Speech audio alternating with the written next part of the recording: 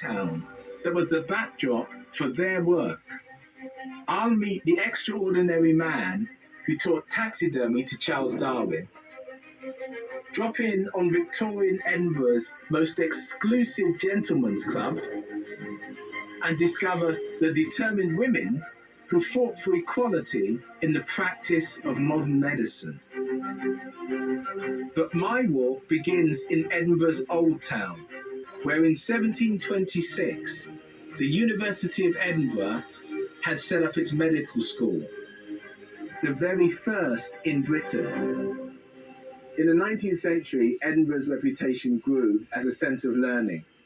Central to that was the expansion in the medical schools. People came from all over the world to study medicine in Edinburgh. But this growth had a problem. Doctors in the Victorian age wanted to know more about human anatomy.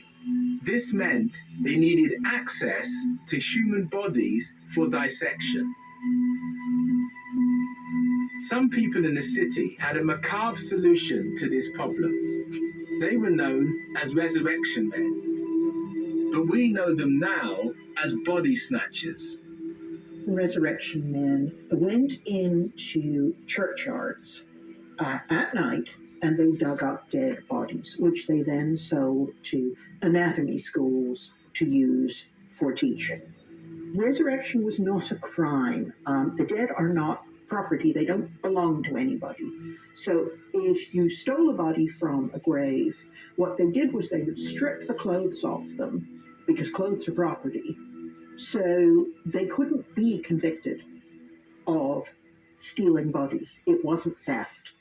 In the heart of the old town, one target of the resurrection men was Greyfriars Cemetery, where I'm meeting tour guide Robin Mitchell. Hello, Robin. How are you? Good, thanks. So who were the actual grave robbers? Well, we had the resurrection men, and they would come to cemeteries late at night and dig up the freshly buried and take them off to sell them for medical science. Some of them were students.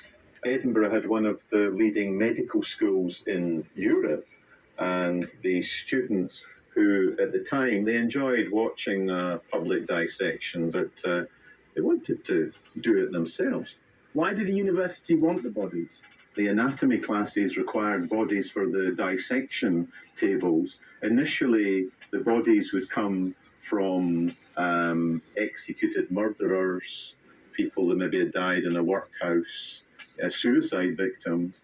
But the trend of grave robbing became so common, measures had to be taken to curb it. Families thought, we must protect the graves. So in the early days, you might hire a stone slab that would go over the grave for a period of time.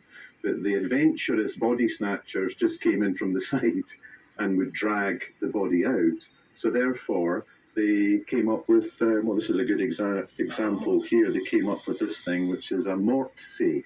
What, a mort safe? A mort safe, yes. Well, it's like a cage. Right, I mean, yes. It would cover where the coffin was, and it would stop the body snatchers getting in. Some of the exhumed bodies were delivered to the dissecting rooms of leading Edinburgh anatomist and lecturer, Dr. Robert Knox.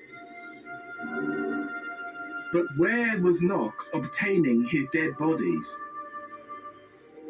So could you tell me anything about Burke and Hare? Well, William Burke and William Hare were murderers. They were Irish labourers in Edinburgh. It all started when a lodger had died in their lodging house without paying the rent.